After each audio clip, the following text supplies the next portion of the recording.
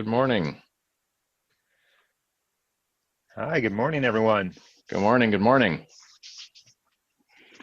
Thanks for joining us on this webinar today. We are excited to talk about a topic that is very near and dear to our hearts. I see some customers here. I see some people that are not customers yet. Not to be presumptuous, but good morning, everybody. Thank you for joining us. So Brian and I are going to talk about process improvement today. Yep. Love to make this as interactive as possible. So if you would like to put in the chat your name, your company if you want to, and where you're logging in from, that would be awesome to see where people are joining from. Yeah. All right. Yeah. Thank you for that. And another couple of things, just as we kind of move through, we're hoping to have some time at the end for some questions. And if you can use the Q&A field in the Zoom thing, that would be great. It's really easy for us to manage that.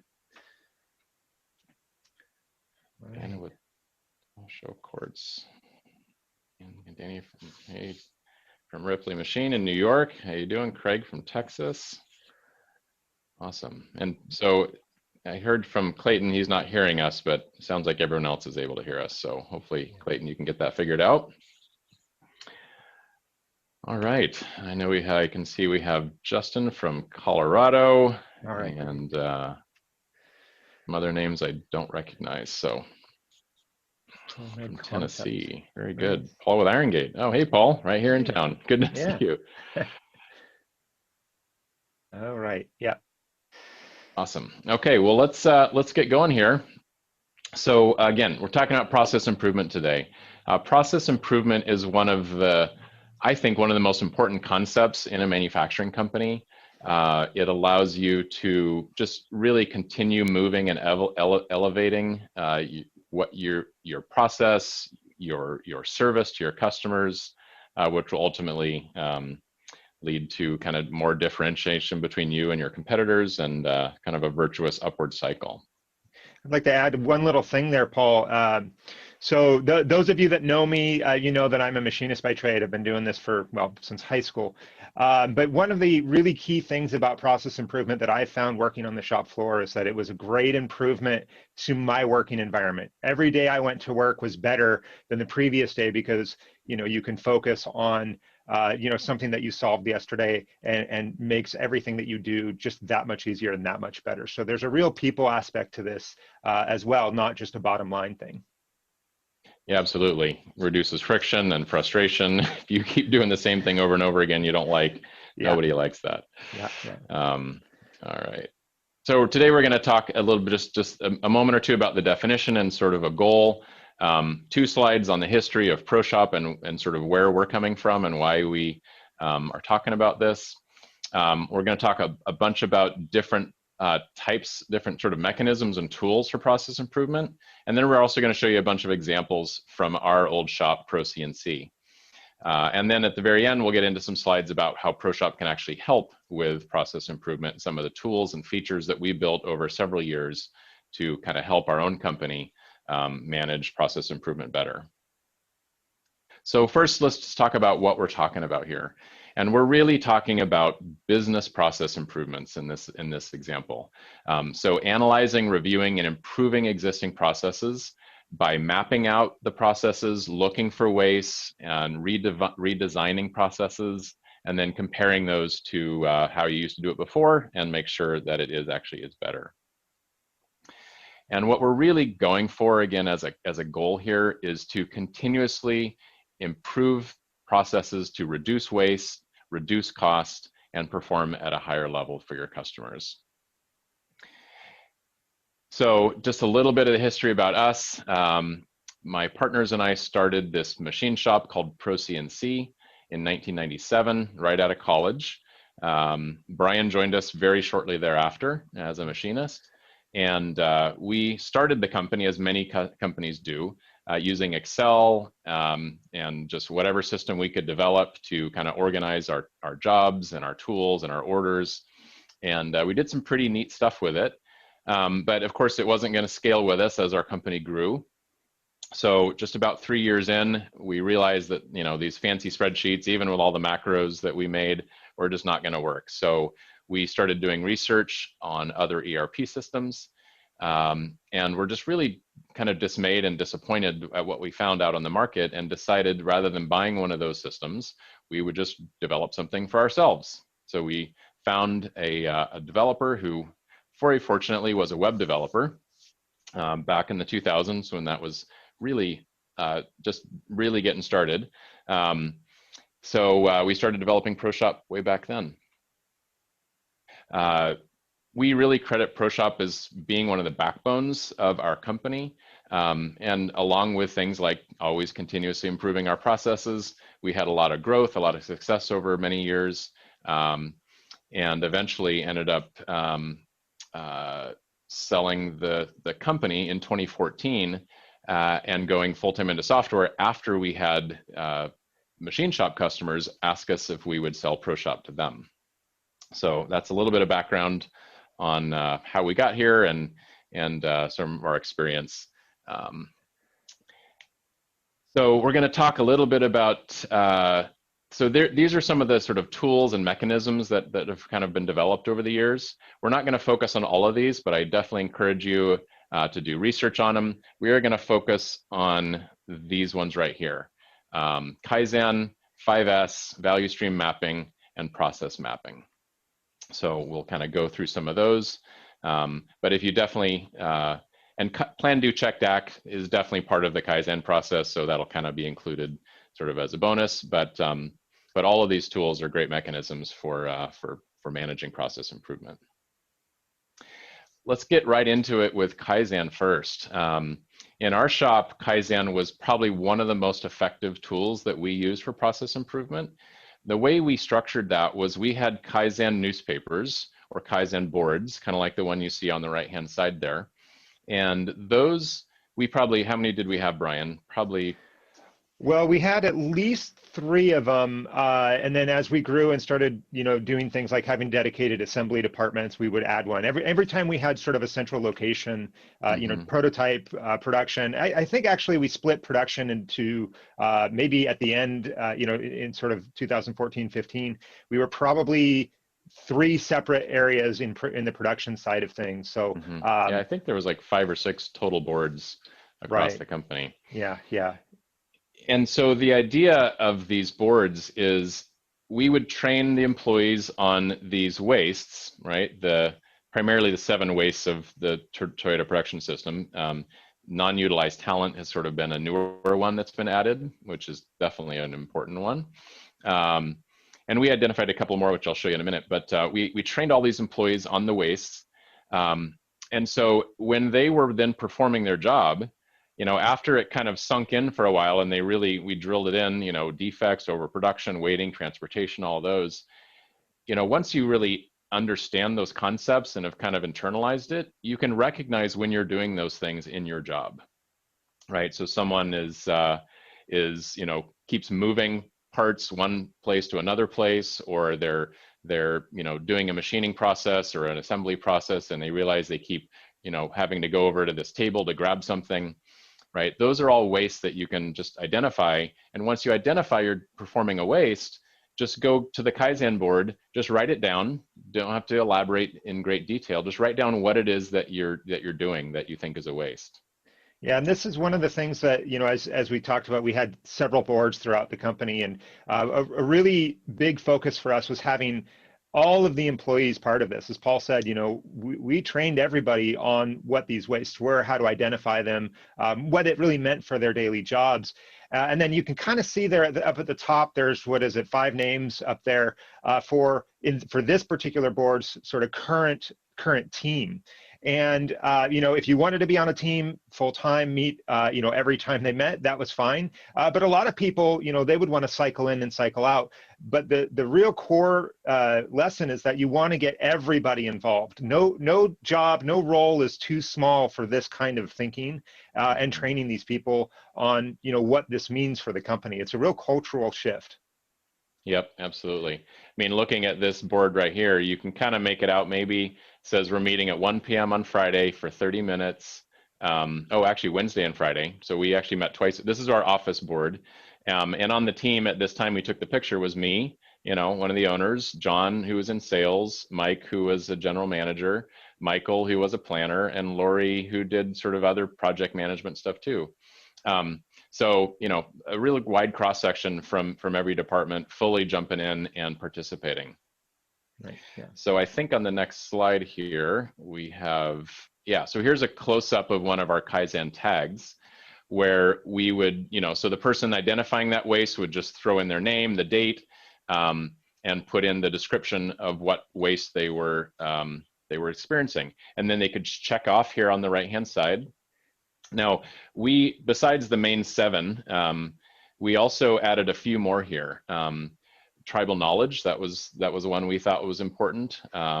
Customer vendor friction, right? Sometimes it's not necessarily a waste you can identify in one of those 7, but it's definitely causing some friction with your customer or with a vendor that you'd really like to solve and eliminate. And then we also paid particular attention to MURA and MURI, which is unevenness and overburden, right? Especially when you're performing batch processes, there's a lot of times where your workload gets, super overburdened, or just, sometimes you don't have as much to do, other times you have too much to do, and certainly performance suffers and the company suffers in general. So we would identify those things too. And then the team would meet, and we'd use the plan, do, check, act, sort of workflow here.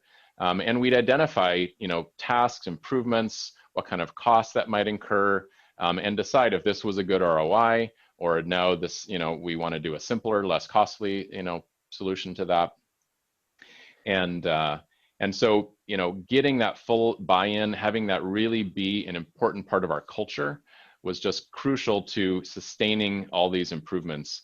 And over the years that we did this, I mean, the number I have in my head, Brian, I don't know about you, but I would say we did well over 1,000 different Kaizen tickets over several years. Absolutely. Right? Yeah. And one of the things about these tickets is that we really focused on making it easy to report the waste. You didn't have to wait until your meeting on Wednesday or Friday, or even if your turn on the team. If there was something, get it down right away. Make it super easy. These tags were all over the place. You could just grab one, fill it in. When you walked by the board later that day, you could just post it or drop it in the box, whatever worked best.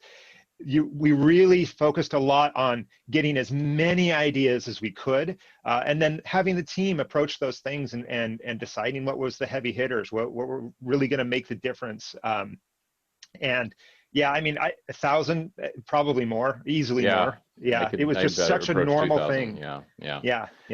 We definitely did dozens per week. And we actually targeted, you can see here, this is actually a little snapshot from ProShop. We targeted about 5% of everybody's time to be spent on Kaizen activities, right? So that was kind of the expectation, that you would be spending that much of your time in a 40-hour work week spending on Kaizen improvements. So just haven't seen any questions come in yet. If you think of something as we're talking, please throw it in there. We'll definitely get to it a little bit later, or if it makes sense right in the moment, we'll address it. But definitely love to hear any questions you guys have. All right, another one is 5S. Everyone has heard of 5S. Sometimes it seems like in some companies it's a little bit of a bad word, right? Because some executives said, hey, we're going to do this, and they kind of throw it out there, and then there's not the momentum and not the sustaining, and it just kind of falls apart. And some of that, I believe, is culture, and a lot of it, I believe, is the tools used to actually sustain the sustaining part of the 5S is to sustain it and make sure it stays top of mind, and it really becomes an important part of everyone's daily work. So a few examples here.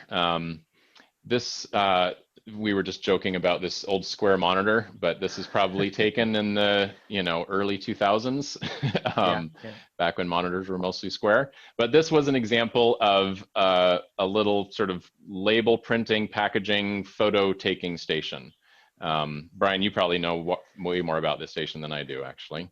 Yeah. Actually, this was taken in our prototype department, and most of the activities on the production side of things, when we needed to print box labels, we needed to take pictures of finished parts or whatever it might be. Most of that on the production side was handled either at the point of use, so maybe even at a machine, a work center, or the tooling area, or even in the shipping area.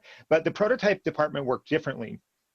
So what we did in a process map is we identified the things that we needed or that those people needed to be able to quickly do the things we asked of them. Take a picture of the part and post it into ProShop. Print a box label. Get it packaged and ready. We've even got a few of those little battery powered cordless drills there for, I don't recall what the reason was for that, but with the chargers mounted right above them. So it was really about identifying what they needed, putting it all together in one central location. And I believe this was actually on wheels too. So as the shop moved around and changed, we were able to just slide it to a new spot, plug it in, and it was up and going again. And it was right next to this thing too, right? You want to share a little bit about this one? Yeah. So this packaging station, this was another area where basically the prototypers would have to go to the front of the shop and get their boxes, etc. So we identified that, hey, these are commonly used items. They need to be easily accessible. You don't want to have one of your senior level prototype people spending time looking for a bag or a box. So and I'll mention, you said identified. We identified this through a Kaizen ticket. Like quite literally, the thing that initiated the building of this whole station and the designing of it was someone writing down motion. They were walking from their CNC way up into where the boxes and bubble bags were stored. And that one identification turned into this mobile packaging workstation. Yeah, and clearly the sort of the key components here is that you want to have them easily accessible, have them visually identified, right? So you can walk up and not have to read a bunch of stuff. You can see what the bags are right there, and there is a label there, of course, as well. We included features like the slide out desk. So if you're going to actually put a box together and tape it, you pull the desk out, grab the tape gun and put the thing together. There's even a calendar on the side of it in case you weren't sure. Wait, is today Monday? Whatever it was. So all of those things were really fast and easy to sort of put together once we identified that was an issue for taking up time from those prototyper schedules. Yep. And this was on wheels, so when it started to get empty, we could just wheel it up to the front of the shop, reload it with all the stuff. Which, by the way, the main packaging area where bubble bags and boxes were stored, those were all on Kanban cards. So we do have another slide coming up of a Kanban card, but it's another great little tool to just kind of keep things lean and easy to go. Right. I love this one. Can you share about this thing, Brian? Yeah. So again, as we were doing process mapping and understanding the different things that were taking away operators from keeping spindles going, basically keeping our bottlenecks moving, we identified that using our chop saw to cut material was taking a long time. In this case, we didn't use a bandsaw because the bandsaw was too slow. It was messy. It was clunky. So we had actually, for a long time, had used just a chop saw to cut our material. But that would take somebody's time. As you can see, that's probably 1.25 by 4 inches or something like that bar. So some entrepreneuring employees of ours got together and they designed, just using an inexpensive DeWalt head, designed this automated table. Everything else came probably from McMaster Carr. There's even features on here to handle chips you can't see it here, there's actually a vacuum. So they tried not only to solve the problem of having to have somebody stand in front of this saw and cut it, which was taking away important cycle loading time, etc., but they also incorporated features like chip control. The clamping was much faster than the previous version of the clamping. It's actually adjustable. Again, you can't really see it there. There's safety features involved, of course. That's really important.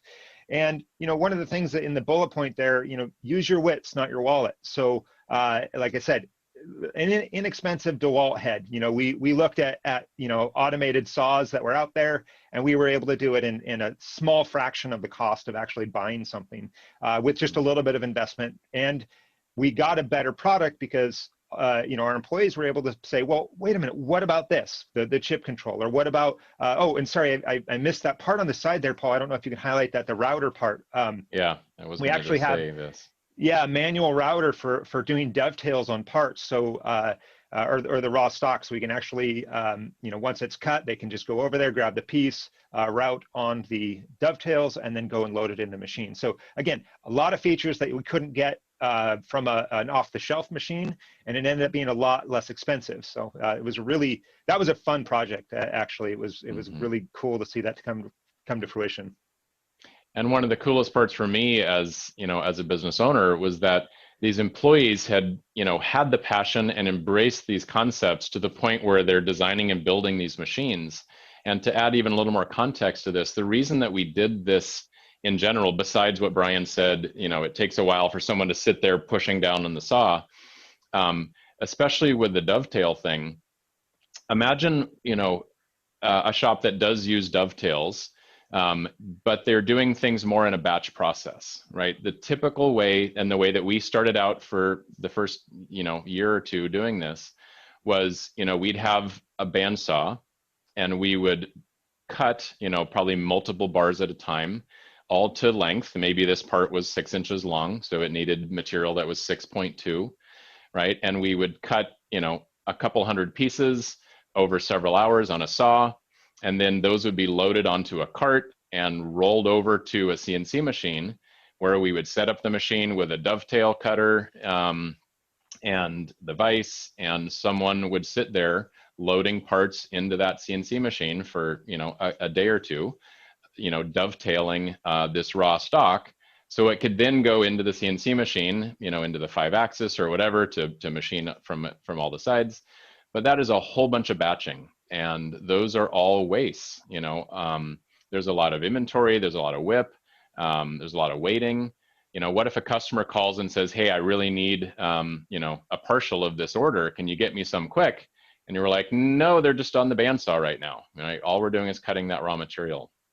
With this, so that whole concept of moving from batching to one-piece flow, which is a continuous process improvement over time, was very much managed through the tools that we're talking about today, through Kaizen tickets, through process mapping, through and it really revolutionized our shop. And we ended up calling this process bar to box, right? We started with a bar of material, cut it, routed it, put it in the machine, machined it complete, took it out, inspected it, cleaned it, packaged it, put it in a box, right? One machinist doing that entire process.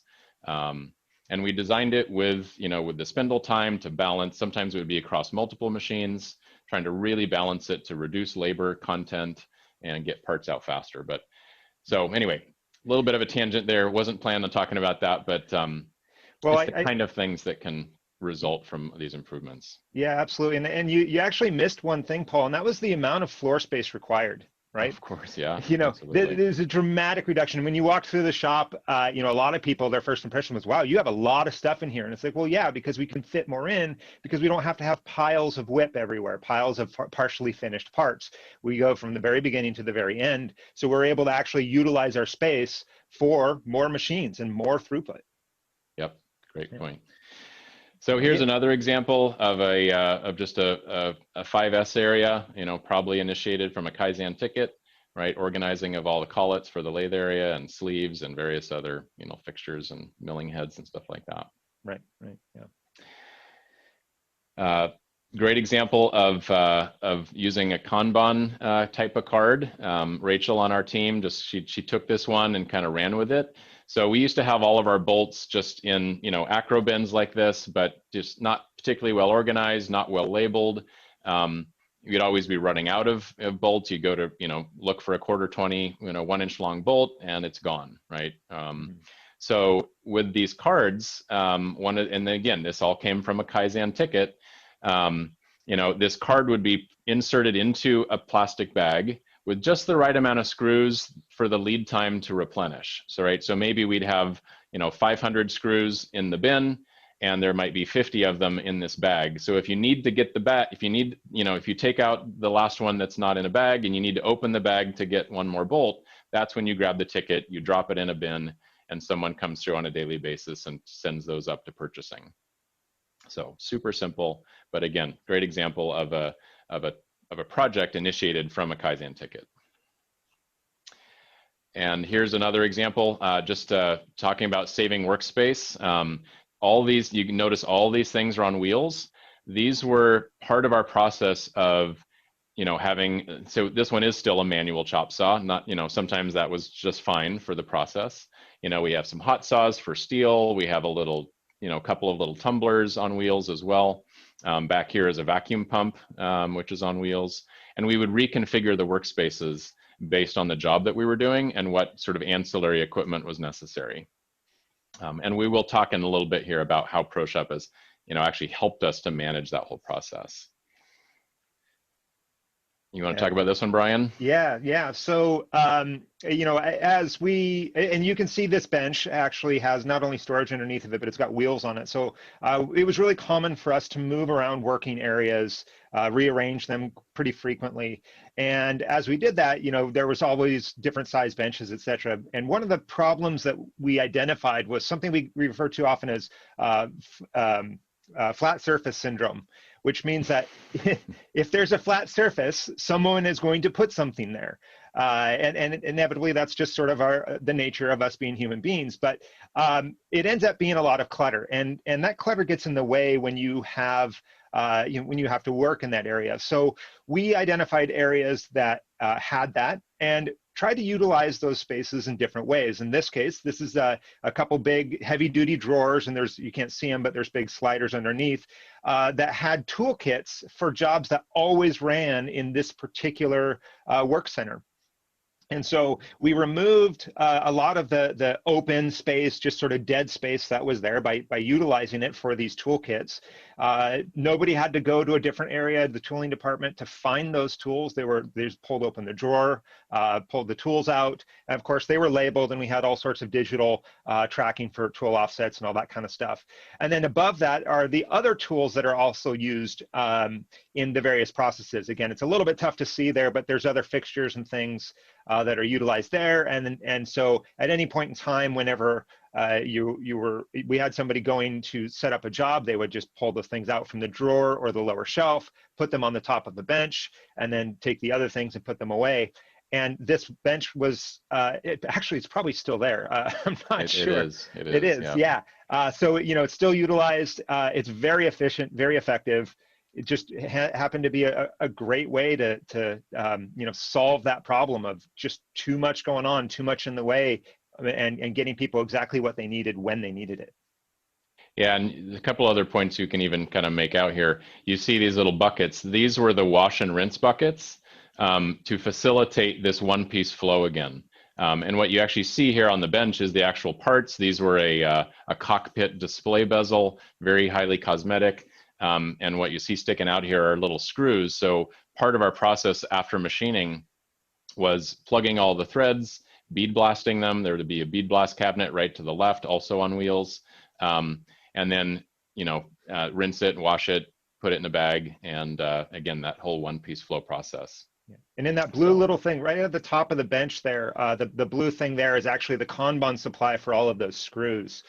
For those, because of course, as you use them in a bead blast cabinet, they wear out fairly quickly. So we just had those maintained through a Kanban style ordering system. Perfect. All right. So yeah, Brian, let's have you talk about this one too. Yeah. So while we did a lot of process mapping and understood what it took to set up a machine, set up a process, get everything up and running, we really looked at our setup times overall. And as you look at them and you break it down by what your activities are doing, you're loading fixtures, you're putting tools in the machine, you're putting offsets in the machine, you're getting packaging materials, any of that kind of stuff, we identified the things that could be done offline. And that included prepping all of our fixtures, prepping all of the cutting tools there, as you can see them in little caddies, getting them all preset, including in most cases for us, it had actually included tool presetting, and again, offline. And what that did was that reduced the amount of waiting time that we had at our bottlenecks, at our machines. So when, traditionally in a lot of shops, when a machine is open and ready for a setup, that setup person goes and they collect their tools, they collect their fixtures and so on. Well, the machine is waiting for them the entire time. So that's missed opportunity with that bottleneck machine, because as everybody knows, if you're not making parts with the machine, you're not making money. So this is an example of where we had many jobs here pre-processed with all the different things that they needed. The setup machinist, once the machine was clear, would come over, grab the cart. There's everything they need, and they could go from a setup that used to take, in a more traditional environment, maybe 3 hours or so, and they could get it done to the point where they were starting to cut chips in about 30 minutes, sometimes less, depending upon the size of the job and the complexity of it. Yep. Yeah, and again, these kinds of improvements often came from Kaizen activities, right? Someone say, "Hey, I'm spending a lot of time waiting here," or I'm moving this and that, and so yeah, some of those mechanisms we talk about can be great. So we even took it. I'll take this one here. We even took this whole concept all the way into our office. When we actually moved in this facility, we were the first occupants, so we got to design the offices, and we built cubicles. Sort of built in with walls and everything, and we thought that was cool and the way to go. We wanted sort of an open office concept in general, but as we grew and as we doubled and tripled our employee count over the years, we realized we were run out of space. And so what do? Do we build more offices out in the shop and take shop space? We decided was to eliminate those walls and go to an all mobile, very small stand-up workstation concept. And there's a whole bunch of different things in here, from these little sort of red, green, yellow cups. These were just paper cups sticking on top of a pole to tell other people if you are busy and shouldn't be disturbed, or if you're open, or if you're overburdened and you really need some help. So a lot of different things here. I think the next slide here, yeah, here's a close-up of my workstation. You can even see the Polaroid of me, so people would know it was mine, right? And of course, I had my old boxy computer and my super old but fancy at the time, phone thing, taking up a lot of space. But when we got rid of paper, when we got rid of those cubicles, we were able to have a lot more folks in the same space. Still be able to put on some headphones and really work solidly if you needed to concentrate and focus. But also if you needed a question answered from somebody, right, you can just say, "Hey, John, Mary, I need help with this."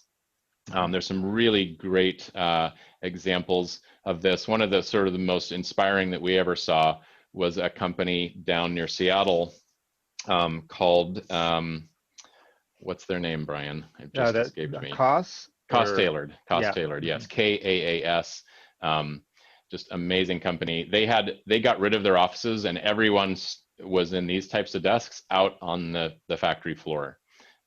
Just really quite amazing. Yeah, so one of the things about these being small and mobile, and you have a lot of density, a lot of people in the same space, is that it makes it really, really easy to collaborate rather, with your fellow employees. So if you're getting together, like one of the things that I did routinely every day was order entry. So I didn't do order entry. I apologize. No, I actually did order assignment. So when orders came in, I would meet with the order entry people. I would, we'd wheel our desks together. We'd look at the new jobs. I'd look at the schedule. I'd have everything that I needed because my desk was right there. And I could assign things to the different project managers. I could talk to purchasing if I needed to flag them across from the office.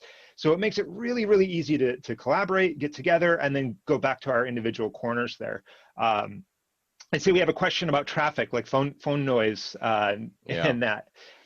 There was a couple, there are a couple ways we handled that, Phil. One is, having everyone, with some possibly, earring protection, so I could be on the phone and not bother other people while they're working.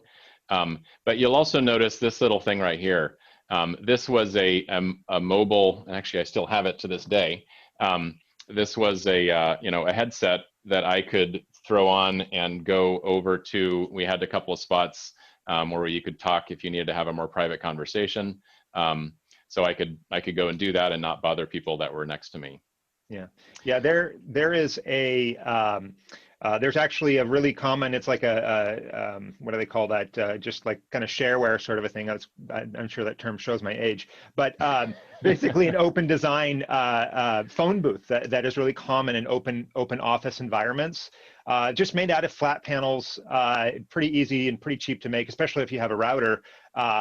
You can pop one of those in, and that's a really common approach to this as well. We did find that our noise canceling headphones did a phenomenal job, and then like Paul said, you can actually walk across to a quiet area and you know, get a little bit more privacy if you needed to. And Justin, yes, the lint roller, yes, I was the sales guy. I always had customers come in, so I would definitely make sure I was delinted. And then of course a little hanging hook for my water bottle too.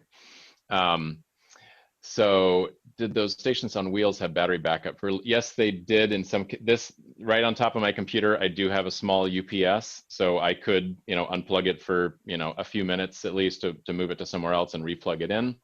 I know we do have clients out in the shop that have pretty substantial battery backups and use something like a Chromebook, which could go hours and hours, you know, unplugged anyway, you know, to really have like mobile workstations out on the shop as necessary.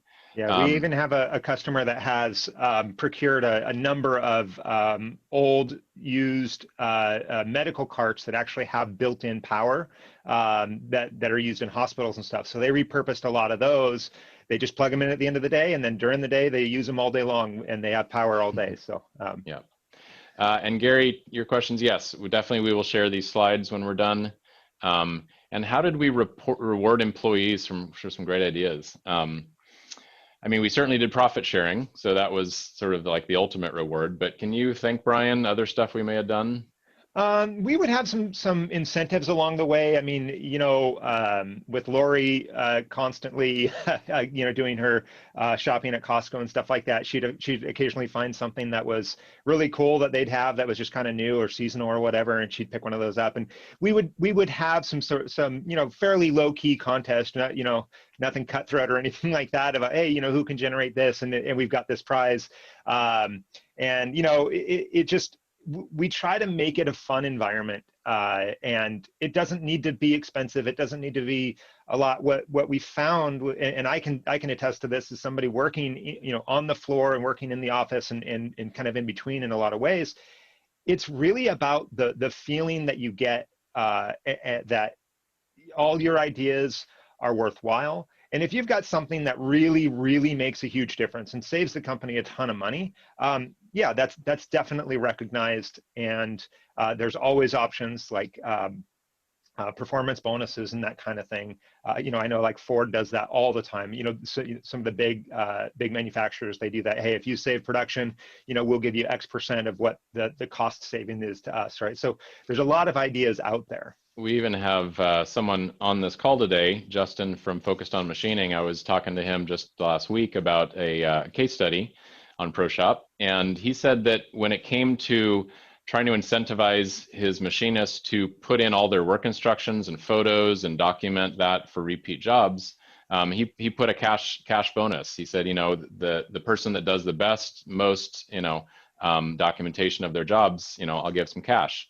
And that incentivized everybody, and I think he ended up giving cash to everybody. But you know, yeah, and sometimes we would do gift cards. I remember sometimes. Oh yeah, absolutely, yeah. Send out gift cards. So anyway, all right, let's move along here.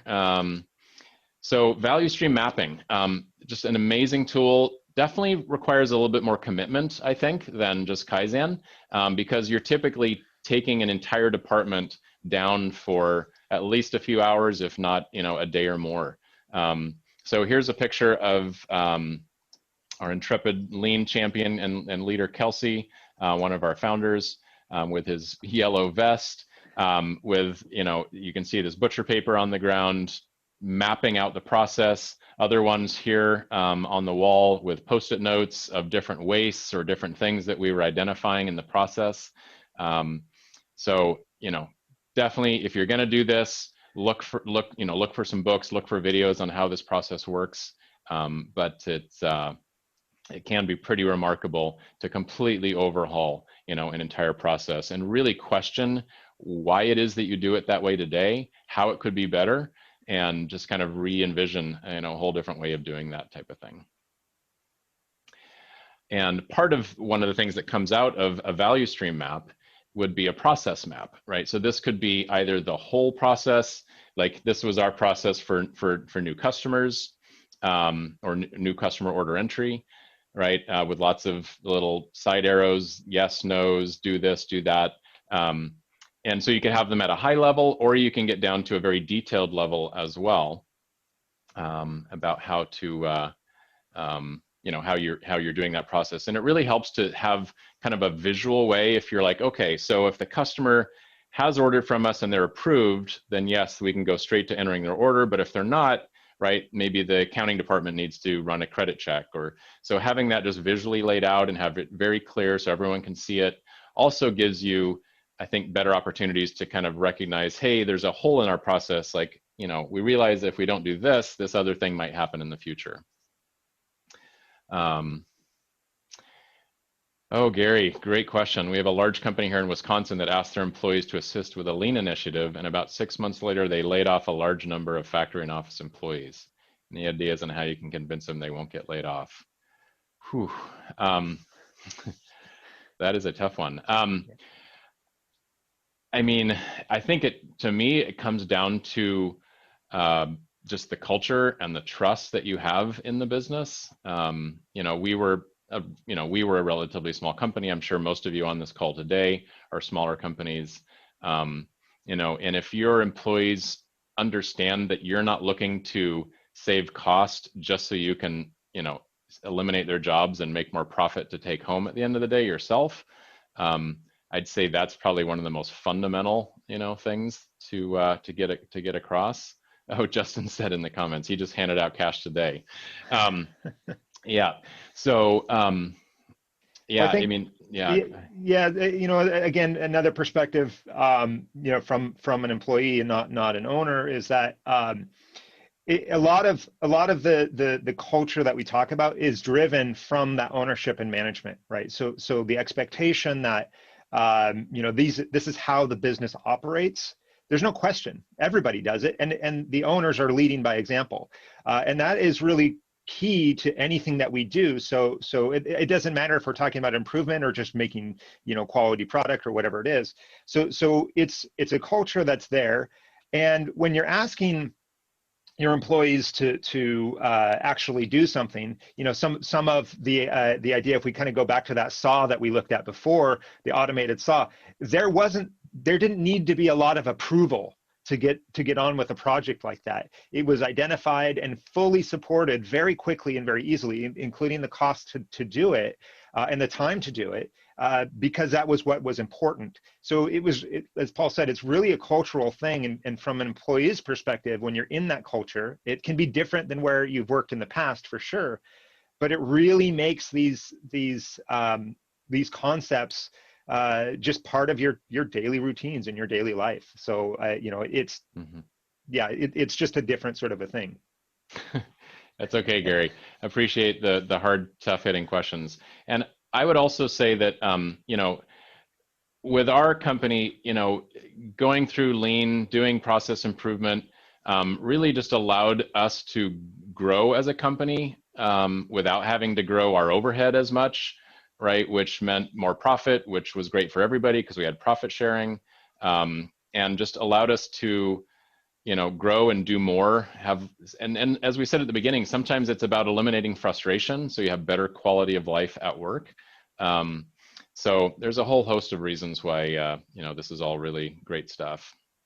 Yes, ISO auditors definitely love process maps, and we'll talk about that in just a minute. So let's talk about how ProShop helps with some of these concepts, some of these actual practical tools for managing process improvement. So in a nutshell, in a couple of bullet points, ProShop helps to organize the actual activities that you're performing, can set reminders and alerts to people to make sure that they sustain that work, and to hold people accountable with, and processes accountable, departments, in a positive way, right? That we're all doing what we say we're gonna do. So first we'll talk about is, and this is somewhat unique to ProShop, is having basically your entire quality system inside your ERP, right? So in ProShop, the QMS, all the modules for quality manual, procedures, tasks, training, positions, everything is all intimately built in along with the regular ERP functions. And the importance of that is that as you make improvements to your process, you will need to update your quality policies, your manuals, your documentation. And if all of that is external in Word documents and PDF files that are on a file network, or heaven forbid, they're actually still in paper binders, right? You're not very likely to actually go change them because it just takes a lot of work. So they might be out of date. Or if you do change them, they're not as accessible to the employees doing that work. So they're not going to be able to make sure they're doing it the new way, the improved way that you say you're doing things. So an example of a manual, here's an example of a task with even a video about how we would do something. And if we improve the process, we would just make a new video. It only takes a few minutes, and plop it right in there for people to see, and even some questions to ask. And this does come down to, Gary, great point about what auditors like to see in a quality system, to make sure that you're doing things the way you say you were doing them, and everyone knows exactly what to do. And so fundamentally, what we're shooting for in this sort of area is just to significantly reduce the overhead cost with managing the improvement processes, and then documenting those changes and subsequent training to make sure that everyone in the company knows how to do something, they know what the new process is, and it's just a very lightweight, relatively low cost investment of time. So this is a particularly sort of interesting little feature in ProShop. It's called training access control. And what it allows us to do, and if we'll have time, we'll actually, you might be able to go and show you live. It allows you to assign you see this thing circled down here. It allows you to take any attribute, any field in the ERP system, and assign a training requirement to be able to access or edit that field. So we can see that this one here has, basically this is the parts module, operations subtable, and the routings field. You have to have at least a level 3 proficiency in order to write into that field. So if we look at this list of employees, Amy would not be able to do that, Chuck would not, Mark and Mark would not. Everyone else, because they were at least a level 3, would be able to go in and edit that field. So if you make an improvement to something in the process, and you want to make sure that the employees that are working in that area get the training that they need to do it properly, you can just quickly go add some training access control to that field. And then the next time that employee comes to that field and they go to click on that to do something, it will pop up a little window and said, this is training access controlled, and here's a hyperlink right to the training. So you can go watch a video or talk to someone to get trained, and make sure that you're doing that new process the right way. You're not making mistakes, and everyone is following it. Also, auditors absolutely love this part too. Yeah, and when the training gets updated, the users get automatically notified saying, hey, there's new training. And you also get the benefit of training in the moment when somebody's actually using it, rather than being in a seminar or something like that, where everyone's kind of sitting in a room being trained on something, then they go away, they don't use it for several weeks. In this case, you can get trained at the point you're going to use it. So the likelihood they're going to remember how to do it is fairly high. Yeah, I see we have a raised hand. Samuel, we'll go ahead, and if you have a question, put that in the chat or in the Q&A, and we'll get to that in a moment here. So this page is a particularly important one and was really designed almost exactly for what we're talking about. It's called process development. Could be just as well called process improvement. This is a part number based system that allows you, both in the estimating module and in the part module, sort of the engineering part master, identify and document opportunities for process improvement. So you can see an example here. The parts need to be cleaned better from op 50. There's oil on the parts, right? So the example is to update work instructions. Amy was responsible for that. That got resolved, and the new process will ensure they don't get splotchy after paint, right? This when the person that recognizes this waste or this process improvement idea, they can put this in here really easily. They can check a box. It will immediately send an automated message to the manufacturing planner, and then that can kick off the process. We also had other processes for when you get a repeat order for the job you've done before, you have to check this page. And actually, it will remind you, it'll pop up a warning saying that there are still outstanding items that haven't been resolved yet. So just a great tool for, in the moment, making sure it's documented, making sure that anyone in the future can go see it, go see what's been done. And maybe they're, running into the same problem again in the future. And you realize, oh yeah, we solved that. This is what happened last time to improve that process. So really cool little tool there. This one also, the pre-processing checklist, also known as the PP checklist, but it's not a checklist to get ready to go to the bathroom. But this checklist is, as you can see here, and this is fully customizable in ProShop, but it allows you to define a checklist of action items that need to happen at different stages of the process to make sure that everything that you need to do gets done, in a timely manner. So this section in pink here has to do more with sort of the upfront process with order entry and review and maybe some purchasing. This orange section has to do more with like quality planning. The yellow here has to do with our CNC programming or engineering process. The green is more of the physical kitting and prepping. Actually, the slide Brian talked about earlier with all the carts and the tools and the fixtures and the packaging materials, all ready to go.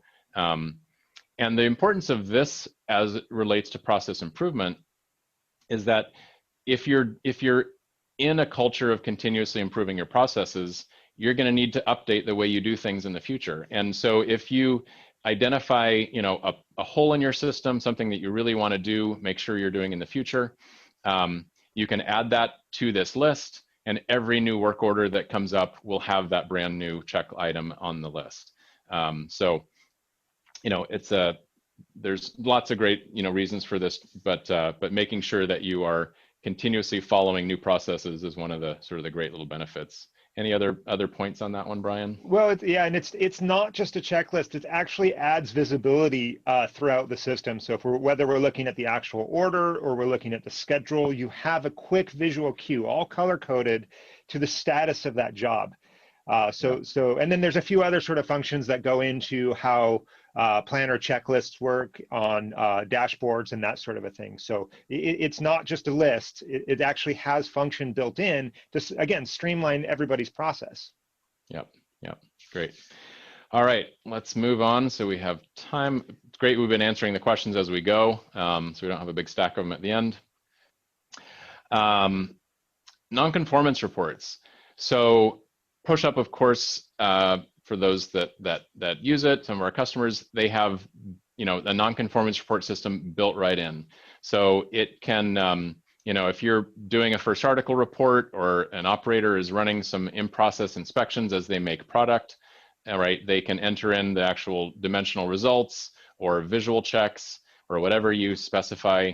And if that is out of tolerance, ProShop will automatically flag it, warn you, ask you if you want to make a non-conformance report, which allows you then to identify trends that might require some process improvement. So for example, on this page, we're looking at sort of a reporting page, and we can see that our #1 cause code in this time frame was cutting tool failures, right? So that might initiate some improvement activities, maybe a preventative action or a corrective action request to actually handle that sort of bigger problem, bigger trend. And here's an example on an actual non-conformance report itself. And we can even see there's a field for process improvement suggestions, right? What can we do to make sure that this doesn't happen again? Right in the moment, the person running the parts, doing the process, assembling it, packaging it, whatever they're doing, if they come across a failure or a nonconformity, they can document some ideas.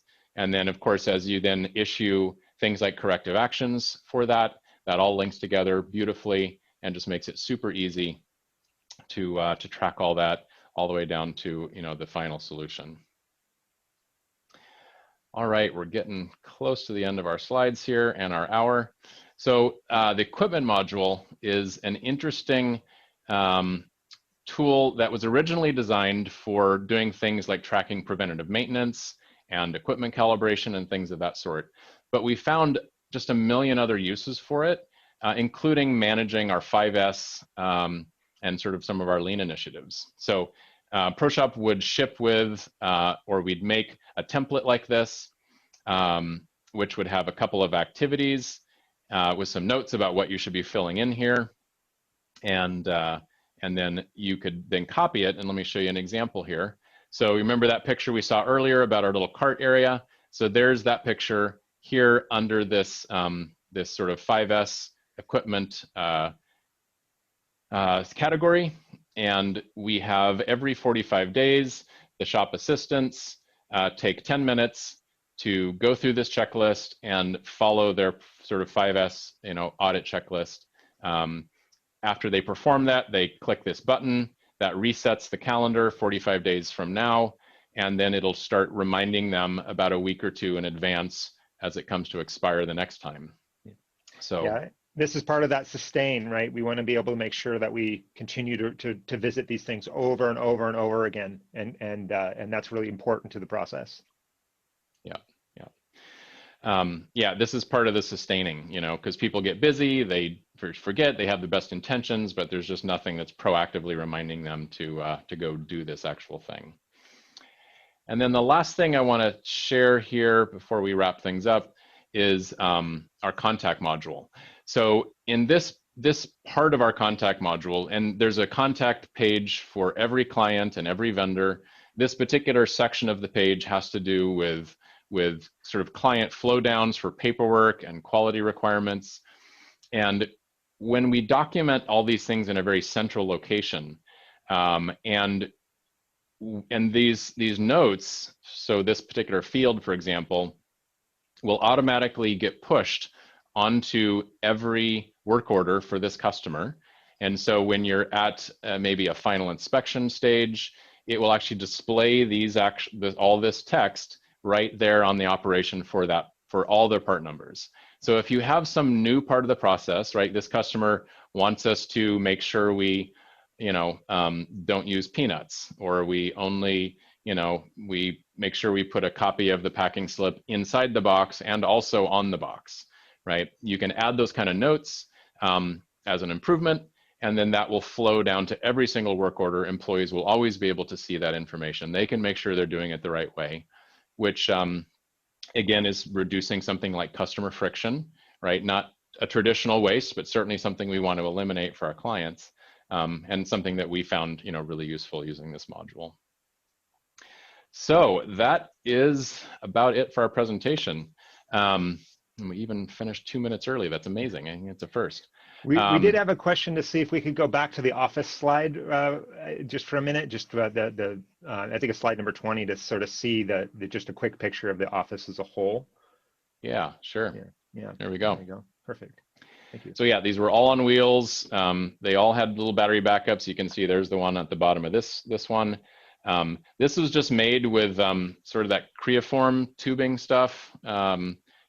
Just cut it to length, add the little corner connectors, add some, shelving material. Some of our shelves, I will admit, were pretty darn fancy because we did this pretty massive project for Microsoft years ago when they were doing, of course, they have their Surface devices, which we all love and use today. But when they were first envisioning these touch devices, they had these big sort of tabletop units where the surface of the computer was the table. And so they had these incredibly beautiful, thick acrylic, and they were frosted on one side and clear on the other, and they were huge, and they were like $1,000 a piece. But they canceled the project and just let us know, hey, if you just want that material, it's yours. So we had dozens and dozens of these beautiful pieces of acrylic. So we machined them into these tabletops. Yeah. Yeah. Yeah, the cup idea, we didn't come up with that ourselves, but it's a super simple, great idea. Yeah, green, yellow, red. I think that's all we had. Red was overburdened. I could use some help. Yellow was, please don't bother me, I'm working. And green means I'm open. You can walk up to me and ask me a question. Yeah, that's right. Yeah. Awesome. Well, unless they have any more calls coming in or questions, I think we'll go ahead and wrap this up. Thank you so much for your great questions. Hopefully this was useful. We will share these slides and the recording with all of you. And hopefully you have something that you can take away from this. Go improve your company tomorrow. And of course, if you'd like to talk about ProShop, we'd be very happy to talk with you. So thanks again, everyone, and have a great rest of your day.